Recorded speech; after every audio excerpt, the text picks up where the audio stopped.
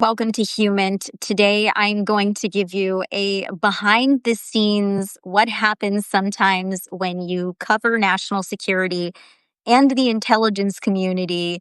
At least this is my own weird little story. So, starting from the top, on July 22nd, I get this really strange email. Um, it's from a person named Sarah Turner. That's what it says.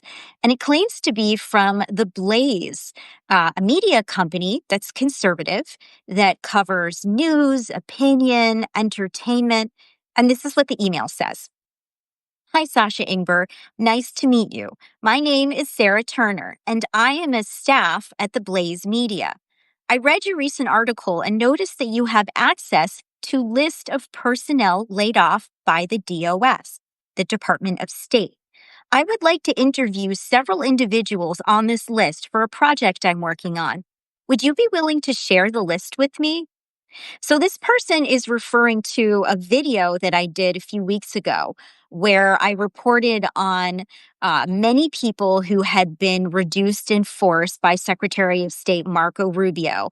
And some of those people were intelligence analysts who worked inside INR, the intelligence office. Many of them were Russia analysts, as well as people who came from diplomatic security in counterintelligence, law enforcement, FOIA, and several other places.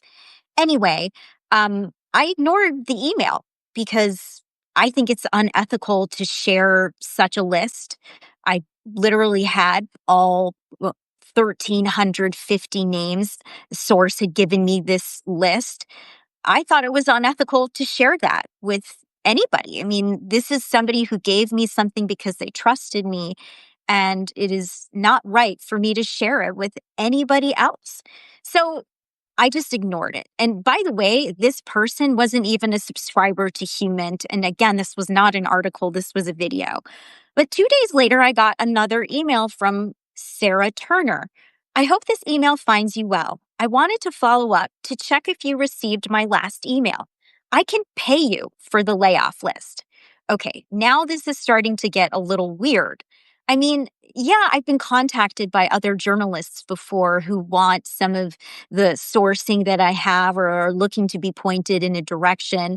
The Wall Street Journal, an editor from there, even contacted me once to get the identity of a defector whose name and voice and full on appearance, identity stayed concealed for the person's own security concerns.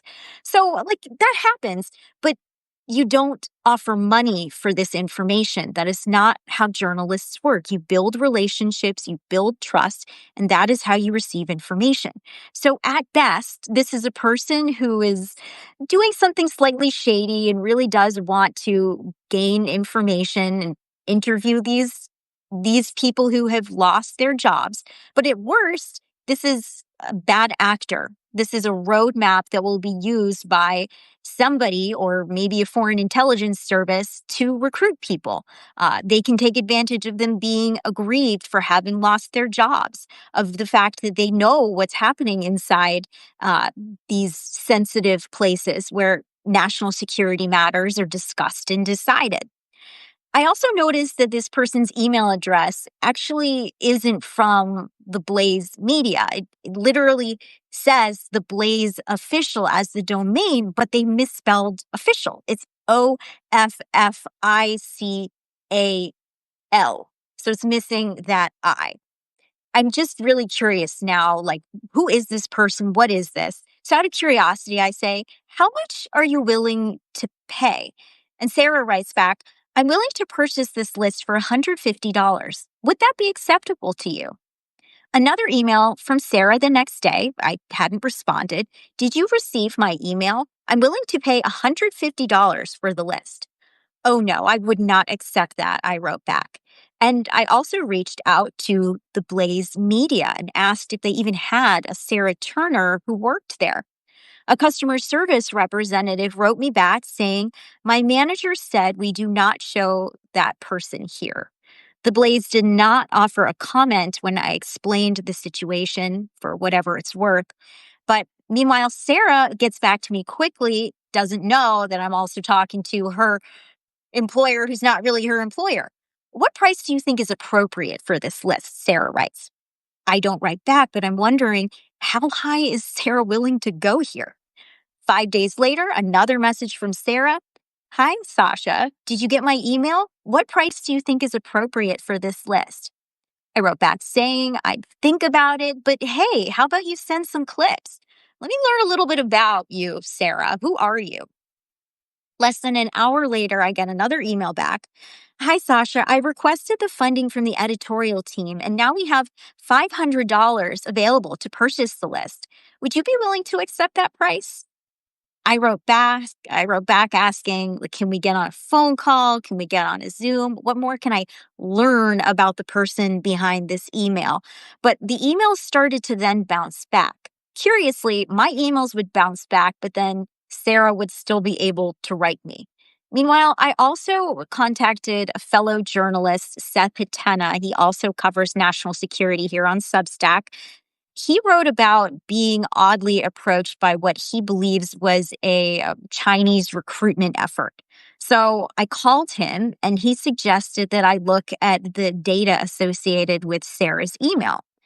So the data showed me that Sarah used this mail infrastructure from an Indian-owned tech company called Zoho. And Zoho is really big. They have offices in the United States, in Europe, Africa, Asia, basically everywhere. I also, through ChatGPT, found that the IP address that was associated with the email, that was reported on a website called Clean Talk. Somebody in September wrote that the same IP address, somebody was, quote, posing as recruiter for U.S. expansion of Japanese company Sun Mesa Co. Limited. So essentially, whoever is behind this has been posing as other people, as other entities. And ChatGPT sourced this IP address to the West Coast, to an area called Pleasanton, California. That's basically a suburb of San Francisco. Census data showed it's about 40% white, 40% Asian, a third of the population are immigrants, and they're mostly from India and China. Um, what more can I say? I mean, I contacted a really excellent open source intelligence data expert who I sometimes talk to. The person decided to take it from a different angle, going to the domain that was affiliated with this email address, the Blaze site that Sarah was affiliated with. And this person found that the site had been just created in June. Remember, my email came in July. And the IP on it is also shared with several Russian sites, but it's also shared with Romanian, Mexican, Pakistani sites. So I don't know. It's just so hard to understand what this was, who this person was, what their intention really was. So where have things been left? On August 14th, I got another message from Sarah saying, Hi, Sasha. Hope this email finds you well. First and foremost, on behalf of our editorial team, I would like to sincerely apologize. Our initial offer to you was clearly too low and disrespectful, which understandably led to your lack of response.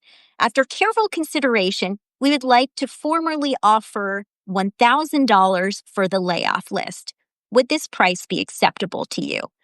I don't know how long I could go back and forth, what number I could get up to, if this person would have actually paid for it, what they would have done with it. But what a sketchy situation. I bet that if Sarah Turner actually subscribed, Sarah Turner would know that no, this is not acceptable to me at all. So good luck. Have a great day. And thank you for paying attention to this little vignette of being a journalist here in Washington today. And if you like the work I'm doing, please consider becoming a paid subscriber so that, yeah, that's cool. Not what Sarah Turner's doing. Thanks, guys.